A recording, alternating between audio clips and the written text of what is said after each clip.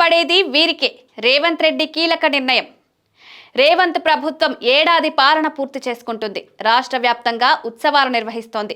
రైతులకు ఒకే విడతలో 2 లక్షల రుణమాఫీ ఘనత తమదేనని సీఎం చెప్తున్నారు. తాజాగా రైతు భరోసా అమలుపైన రేవంత్ హామీ ఇచ్చారు. అసెంబ్లీ సమావేశాల్లో రైతు బంధు అమలుపై అసెంబ్లీలో ప్రవేశపెట్టే నివేదికపైన చర్చించి నిర్ణయం ప్రకటిస్తామన్నారు. సంక్రాంతి తర్వాత నిధులు జమ చేస్తామని ప్రకటించారు. ఇదే సమయంలో నిబంధనలు, పరిమితులపైన కసరత్తు జరుగుతోంది.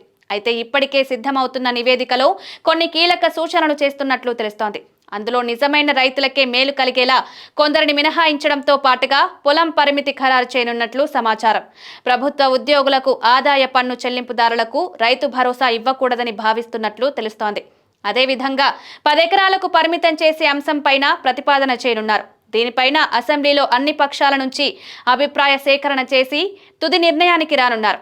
ఉద్యోగుల పేర్లపైన ఉన్న భూమికి పెట్టుబడి సాయం ఇవ్వకూడదని నిర్ణయం తీసుకున్నట్లు తెలుస్తోంది. దీంతో అసెంబ్లీలో ప్రభుత్వం చేసే ప్రతిపాదనలు ఏంటనేది కీలకంగా మారనున్నాయి. సభలో ప్రభుత్వం చేసే ప్రతిపాదనలపైన అన్ని పక్షాల నుంచి అభిప్రాయాలు స్వీకరించనున్నారు.